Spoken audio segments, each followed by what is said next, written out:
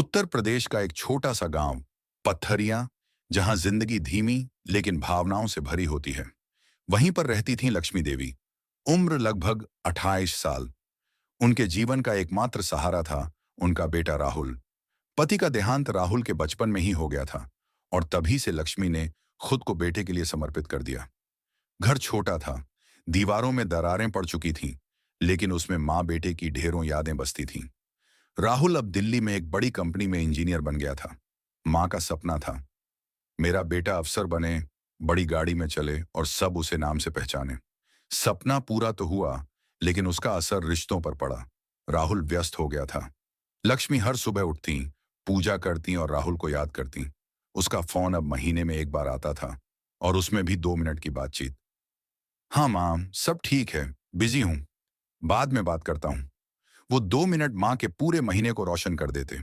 वो फिर से अपने आसपास के लोगों को राहुल की बातें बताती। पर अब वो चिट्ठियां भी आनी बंद हो गई थीं, जिनमें राहुल कभी अपने दफ्तर, दोस्तों या खाने के बारे में लिखता था। माँ की आंखें हर दिन डाकिये की राह देखती, लेकिन अब बस खाली हाथ लौटती।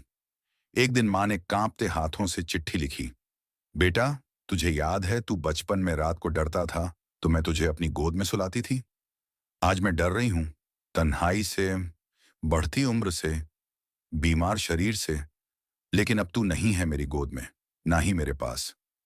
एक बार आजा बेटा, तेरी माँ तुझसे बात करना चाहती है, शायद आखिरी बार। ये चिट्ठी पोस्ट करने के बाद लक्ष्मी को उम्मीद थी कि राहुल अब आ जाएगा। 3 महीने बीत गए, कोई जवाब नहीं आया। फिर एक सुबह गांव में खबर आई, लक्ष्मी देवी को रात में सीने में दर्द हुआ और वो बेहोश हो गई। अस्पताल तक पहुंचाने में देर हो गई और डॉक्टर ने सिर्फ एक कागज थमाया, जिसमें लिखा था, bradycardia due to prolonged emotional neglect.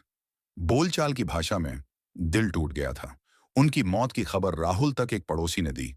Rahul तुरंत आया, लेकिन देर हो चुकी थी। राहुल ने मां का कमरा देखा, सब वैसा ही था।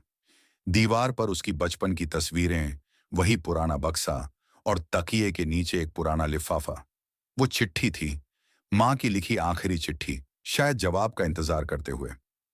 बेटा, मैंने सुना है तुझको प्रमोशन मिला है, बहुत खुशी हुई। मैं तुझसे कुछ नहीं मांगती, बस इतना चाहती हूं कि तू एक बार गांव आ जा। तू आ जाएगा तो मैं दवा नहीं भी लूंगी तो भी जी जाऊंगी। मैंने तेरे लिए कुछ नहीं बचाया बेटा, लेकिन आंगन की तुलसी के पास जो आम का पेड़ है, उसमें तुझे अपने बचपन की खुशबू मिलेगी।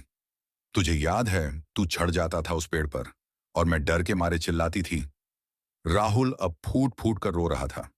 उसने पहली बार महसूस किया कि सफलता के शिखर पर खड़े होकर अगर मां की गोद ना हो तो सब कुछ अधूरा है। मां का अंतिम संस्कार करने के बाद राहुल गांव में ही रुक गया।